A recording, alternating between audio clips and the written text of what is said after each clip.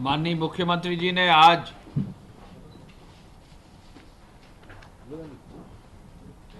बैठक जो कोविड-11 की टीम 11 की बैठक थी, आज सुबह 10:30 बजे की। सबसे महत्वपूर्ण बिंदु था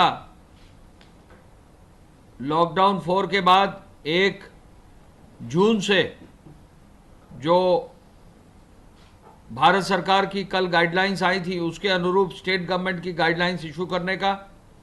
मुख्यमंत्री जी ने एक एक बिंदु पर चर्चा करके जो अनुमति गाइडलाइंस की दी है वो अब जारी कर दी गई हैं।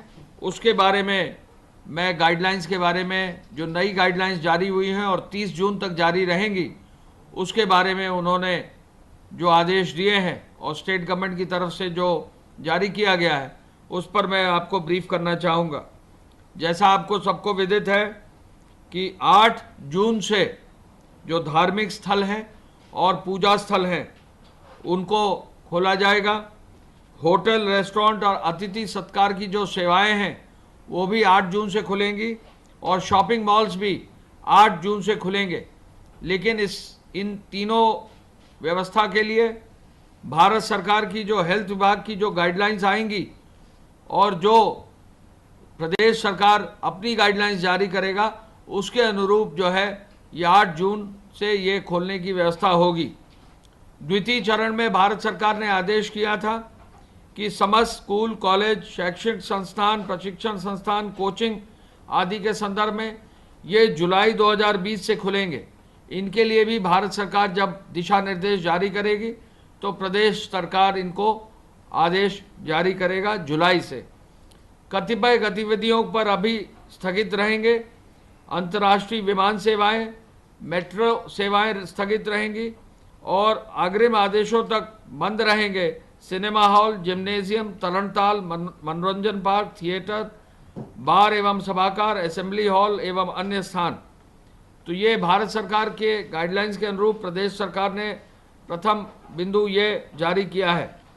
जो राष्ट्रीय नीति निर्देशक प्रबंधन है उसके अनुरूप कुछ कतिपय संशोधन करके राज्य सरकार ने आदेश जारी किए हैं। भारत सरकार ने रात्रि निषेधाज्ञा यानी नाइट लॉकडाउन के लिए रात 9 बजे से 5 बजे तक बंदी का आदेश दिया है। उसी के अनुरूप प्रदेश सरकार ने भी रात 9 बजे से सुबह 5 बजे तक का बंदी का आदेश दिया है। कंटेनमेंट जोन के लिए, लॉकडाउन के लिए जो गतिविधियां भारत सरकार ने निर्धारित की हैं, केवल वही गतिविधियां कंटेनमेंट जोन में अनुमति रहेगी। स्वास्थ्य एवं चिकित्सा विभाग की गतिविधियां, डोर टू डोर सर्वे जो कंटेनमेंट जोन में होगा उसकी अनुमति होगी। साथ साथ कंटेनमेंट जोन में आवश्यक वस्तुओं की व्यवस्था करने की अनुमति होगी।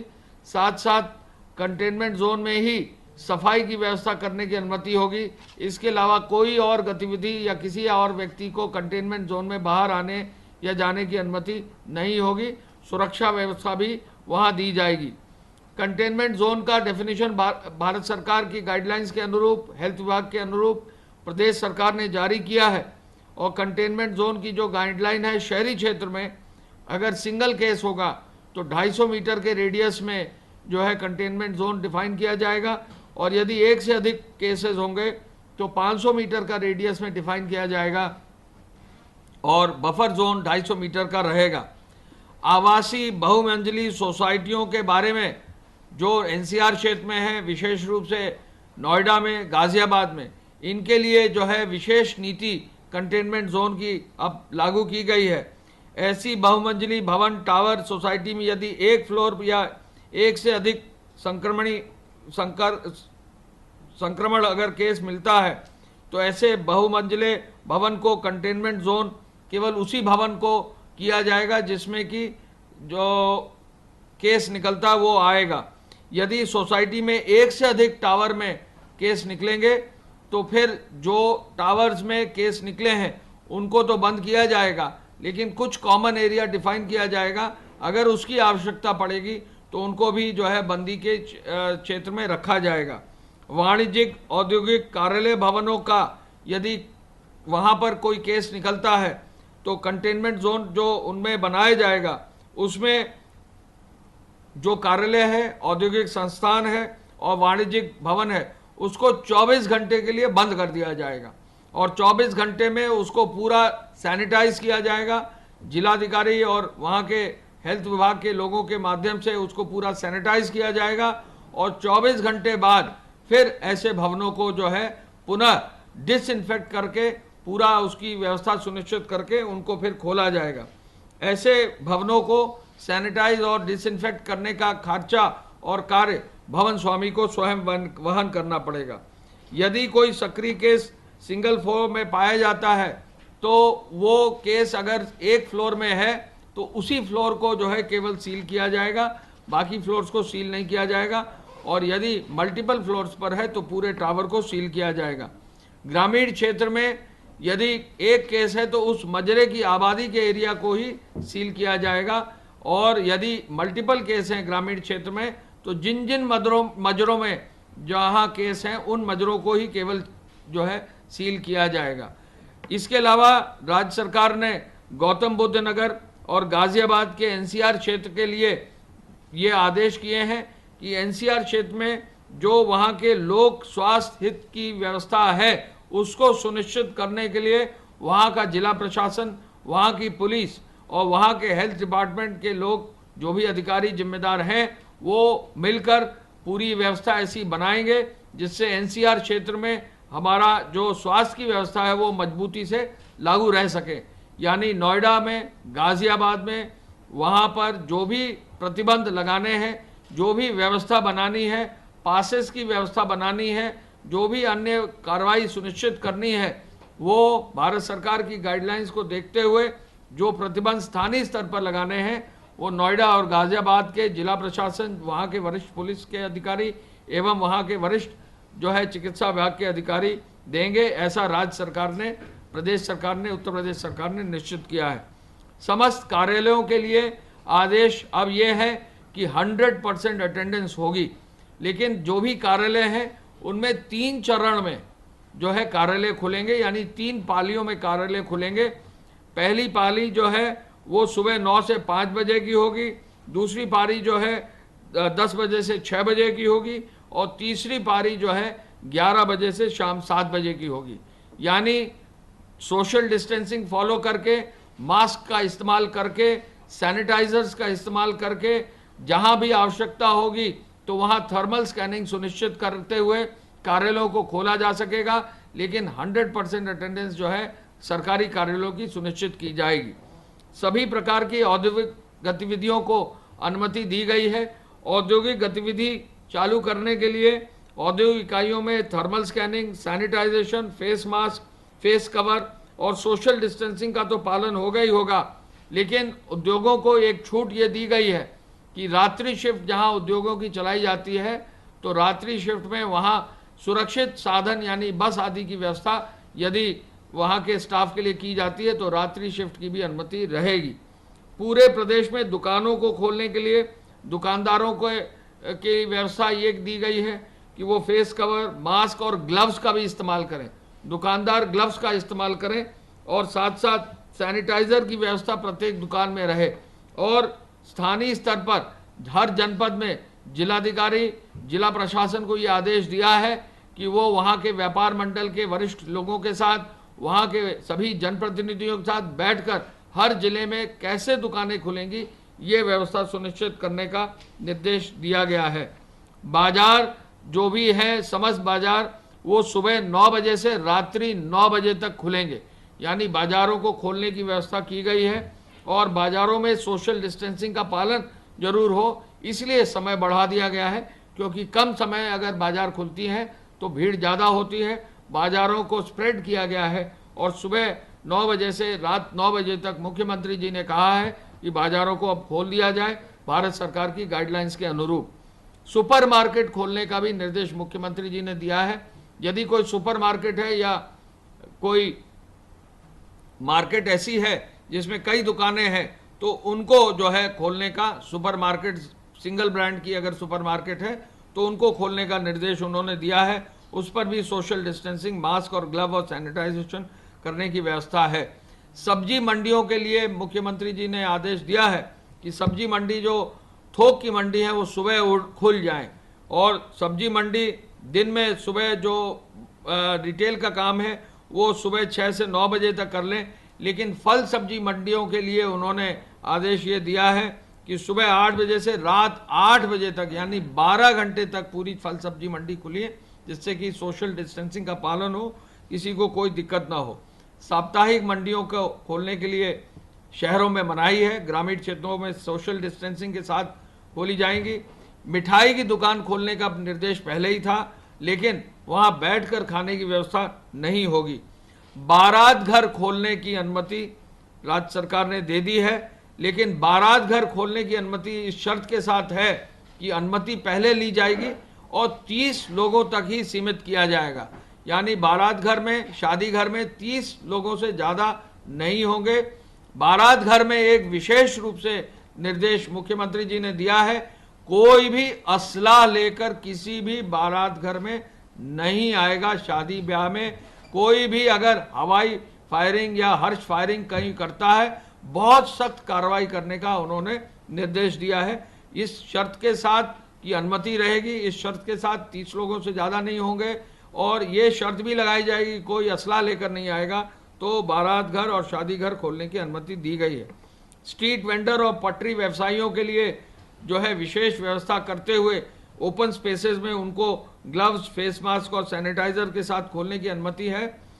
राज्य सरकार ने सैलून, ब्यूटी पार्लर के लिए विशेष आदेश दिए हैं कि वो भी सोशल डिस्टेंसिंग के साथ खोले जाएंगे, लेकिन जो वहां पर काम करने वाले लोग हैं उनको फेस मास्क का इस्तेमाल करना होगा, और कोई भी टॉवल या कोई भी कपड़े का इस्तेमाल बार बार नहीं कर सकेंगे। यदि कोई कपड़ा या टॉवल का इस्तेमाल करते हैं तो उसको वन टाइम ही इस्तेमाल कर सकते हैं, या तो वो डिस्पोजेबल सामान का इस्तेमाल करें, कोई भी चीज़ का रीयूज ना करें। सैलून और ब्यूटी पार्लर और बार्बर शॉप्स में ये विशेष निर्देश राज्य सरकार के हैं, जिससे कि संक्रमण से कहीं ना कहीं बचा जा सके। नर्सिंग होम और प्राइवेट अस्पतालों की इमरजेंसी की और ओपीडी की जो है छूट इस शर्त के साथ है कि प्रदेश सरकार में और जनपद स्तर पर जो स्वास्थ्य विभाग की अनुमति है उसके साथ वो चालू कर रखेंगे। एक विशेष निर्देश मुख्यमंत्री जी ने दिया है कि यदि किसी राजस्व ग्राम में या मजरे में जो है कंटेनमेंट जोन बन जाता है, तो वहाँ यदि कृषि कार्य होना है, यानी खेत होने, और चूंकि अभी बुआई का मौसम है और अभी जल्दी बुआई जो है होने वाली है, अभी जो है आगे किसी न किसी रूप में कोई ना कोई फसल जो है आगे लगेगी, तो ऐसे में जो उसका कृषि कार्य है किसानों का इफेक्ट ना हो, तो कृषि कार्य करने की विशेष रूप से अनुमति रहेगी। ट्रैक्टर्स की विशेष रूप से यूज करने की अनुमति उस गांव में रहेगी जो कंटेनमेंट जोन में ही है, और वहां पर किसी भी रूप में सोशल डिस्टेंसिंग का जरूर पालन होगा। एक आदेश ये किया गया है कि प्रत्येक स्थिति में taxi cab, maxi cab, 3 wheeler, auto, e rickshaw सबकी अनुमति रहेगी, लेकिन जो निर्धारित सीट है उससे ज़्यादा एक भी आदमी ना बैठे। इसके साथ साथ फेस मास्क हो, फेस कवर हो, सोशल डिस्टेंसिंग के लिए जो है वहाँ पर हैंड सैनिटाइजर का भी इस्तेमाल अगर कर सकते हैं तो वो किया जाए, और किसी भी रूप में पर्याप्त संख्या में जो है वहाँ पर ये व्यवस्था होनी चाहिए कि इन्फेक्शन किसी भी रूप में इस तरह के ट्रैवल से न फैले। 2 पहिया वाहन में 2 व्यक्ति तक चलने की अब छूट दे दी गई है, लेकिन जो भी व्यक्ति चलेंगे वो मास्क पहनेंगे, जो भी व्यक्ति चलेंगे वो हेलमेट जरूर पहनेंगे। रोडवेज बसेस को प्रदेश में चलाने की अनुमति अब दे दी गई है। प्रदेश के अंदर रोडवेज बस अपनी निर्धारित सीट क्षमता के अनुरूप चलाने की अनुमति दे दी गई है। कोई भी रोडवेज बस अब, जैसा कि रोडवेज विभाग चाहेगा, यूपीएसआरटीसी उत्तर प्रदेश राज्य परिवहन निगम अपने रोडवेज की बसों को संचालित करेगा, जिससे प्रदेश में लोगों के आवागमन में कोई दिक्कत न हो। लेकिन रोडवेज बसेस इस शर्त के साथ चलेंगी कि बसेस का सैनिटाइजेशन होगा, चढ़ते समय उतरते समय बसेस पे सैनिटाइजर और का इस्तेमाल होगा, फेस मास्क हर यात्री जो है पहनेगा, हर यात्री जो है जब चढ़ेगा तो उसका सैनिटाइजेशन होगा। बस स्टेशन पर थर्मल स्क्रीनिंग भी होगी। जो भी चालक परिचालक होंगे वो फेस मास्क और फेस कवर तो यूज़ करेंगे, ग्लव्स भी यूज़ करेंगे। ये आदेश यूपीएसआरटीसी को दिया गया है। साथ ही साथ बस स्टेशन और बस स्टेशन के निकट यदि आवश्यकता हुई तो एम्बुलेंस भी रखने की व्यवस्था, 108 की एम्बुलेंस भी रखने की व्यवस्था की गई है। परिवहन निगम के जो बस स्टेशन है उस पर विशेष ध्यान रोडवेज सुनिश्चित करेगा, ये उनको निर्देश दे दिए गए हैं। स्टेज कैरेज और कॉन्ट्रैक्ट कैरेज यानी प्राइवेट बसेस की भी चलाने की उपरोक्त शर्तों के आधार पर ही अनुमति होगी। सिटी बस को भी चलाने की अनुमति माननीय मुख्यमंत्री जी के आदेश से दी गई है। सभी प्रकार के वाहनों के संचालन में उपरोक्त निर्देशों का यदि पालन नहीं होगा तो एमवी एक्ट के अंतर्गत तो कार्रवाई होगी, लेकिन 30 जून तक जो एपिडेमिक्स एक्ट के अंतर्गत नोटिफिकेशन हुआ है तो भारी जुर्माना भी भरना पड़ेगा। तो जो भी चालक हैं, परिचालक हैं, जो भी ड्राइवर्स हैं, जो भी निजी वाहन मालिक हैं, वो प्रत्येक दशा में अपने इन निर्देशों का पालन करें, अन्यथा कहीं ना कहीं ट्रैफिक पुलिस और आरटीओ जो है इस पर कार्रवाई सुनिश्चित कर सकते हैं। इसके अलावा जो है वाहन में यात्रा करने के लिए जो लोग जा रहे हैं उनको रोडवेज में, बाकी प्राइवेट बसों में उनको आरोग्य सेतु ऐप, आयुष कवच, कोविड ऐप को भी डाउनलोड करके यूज़ करने के लिए प्रोत्साहित किया जाएगा। पार्कों को खोलने के लिए मुख्यमंत्री जी ने आदेश दिया है। पहले ही इसका उन्होंने जो है इसका आदेश दे दिया था। अब पार्क सुबह 5 बजे से 8 बजे तक और साया 5 से 8 तक खुलेंगे, लेकिन आदेश ये दिया गया है कि जो भी पार्क खुलें वहाँ पर पेट्रोलिंग जरूर हो, वहाँ सुरक्षा व्यवस्था जरूर की जाए। खेल परिसर और स्टेडियम भी खोलने का निर्देश दिया गया है। खेल परिसर और स्टेडियम में क्रीड़ा और अभ्यास की अनुमति रहेगी, लेकिन दर्शकों को जाने की अनुमति नहीं रहेगी। इसके अलावा राज्य के अंदर या राज्य के बाहर जाने वाले सभी व्यक्तियों को माल को आने की जाने की पूरी अनुमति होगी, उसमें कोई शर्त नहीं होगी, कोई ई पास लेने की जरूरत अब नहीं होगी। श्रमिक ट्रेनों के आवागमन के लिए पूरी व्यवस्था होगी। आपको मालूम है कि उत्तर प्रदेश सरकार में सबसे अधिक श्रमिक ट्रेनें पूरे देश में आई हैं और आज अब तक लगभग 1567 ट्रेनें जो है प्रदेश ने अपने यहाँ श्रमिक ट्रेनों की चलाकर अपने यहाँ के श्रमिक और कामगारों को अपने घर सुरक्षित लाया है। तो श्रमिक ट्रेनों की अनुमति होगी। घरेलू उड़ानों की अनुमति आपको मालूम है कई एयरपोर्ट्स, प्रदेश के सभी एयरपोर्ट्स करीब चालू हो गए हैं। गोरखपुर चालू हो गया है, वाराणसी एयरपोर्ट चालू हो गया है, प्रयागराज एयरपोर्ट चालू हो गया है, लखनऊ एयरपोर्ट तो चालू हो ही गया है। तो ऐसे में काफ़ी मात्रा में, काफ़ी संख्या में अब घरेलू उड़ान के माध्यम से भी लोग आवाजाही कर रहे हैं और घरेलू उड़ान से जो लोग आ रहे हैं उनके लिए स्वास्थ्य विभाग ने अलग सा प्रोटोकॉल जारी किया है। खाली ट्रक और भरे ट्रकों का भी आवागमन जारी है और प्रदेश से जो नेबरिंग कंट्रीज़ हैं यानी नेपाल आदि से भी ट्रक का और माल वाहन का जो आने जाने की व्यवस्था है उसको भी लागू किया जाएगा। पुनः भारत सरकार के गाइडलाइंस के अनुरूप 65 साल से ऊपर के लोग, गर्भवती महिलाएं, जो भी बीमार हैं या जिनको कोई दिक्कत है उनको, और 10 साल से कम के बच्चों को ये हिदायत है कि वो घर से बाहर ना निकलें। आरोग्य सेतु ऐप और आयुष कवच कोविड ऐप का भी लोग जो है अधिक से अधिक पालन सुनिश्चित करें। गाइडलाइंस का समस्त उपायों का जो है जिलाधिकारी अपने ज़िले पर उनका अनुसरण करेंगे। ये निर्देश आज दिए गए हैं। माननीय मुख्यमंत्री जी के अनुमोदन के पश्चात ये आदेश आज जारी किए गए हैं। आपको मालूम है कि आज जो कोविड की 19 की बैठक हुई थी, जैसा कि अभी प्रमुख सचिव स्वास्थ्य ने बताया है, मुख्यमंत्री जी ने जो लक्ष्य निर्धारित किए उन लक्ष्यों को अचीव करने के लिए हम सभी अधिकारियों को प्रोत्साहित भी किया और कार्य सुनिश्चित किया। आज L1, L2, L3 के जो है 1 लाख बेड अब पूरे हो गए हैं और इसमें 1,01,000 बेड्स करीब पूरे हुए हैं और इन L1, L2, L3 बेड्स के लिए अब उन्होंने ये निर्देशित किया है कि ये पूरे देश में संभवतः सबसे ज़्यादा संख्या उत्तर प्रदेश में है। उन्होंने निर्देशित ये किया है आज प्रेस कॉन्फ्रेंस में भी उन्होंने बताया है कि इन बेड्स की चिकित्सकीय व्यवस्था, यहाँ चिकित्सकों की व्यवस्था को और मजबूत करके, क्वालिटी और इम्प्रूव करके, जो स्वास्थ्य सेवाएं प्रत्येक 75 जनपद में दी गई हैं उनको और मजबूत किया जाएगा। जो टेस्टिंग की व्यवस्था है वो जैसा अभी बताया है 10,000 आज क्रॉस कर गया है, अगले 15 दिन में 15,000 क्रॉस करेगा। और जिस रेट से मशीनें हमारे नए प्रदेश में आ रही हैं उनके आधार पर इसी माह के अंत तक टेस्टिंग भी लगभग 20,000 तक होगी। आज इसकी समीक्षा मुख्यमंत्री जी ने की। 1 जून से रेल सेवा शुरू होगी। रेल में जो लोग ट्रैवल कर रहे हैं, रेल में जो लोग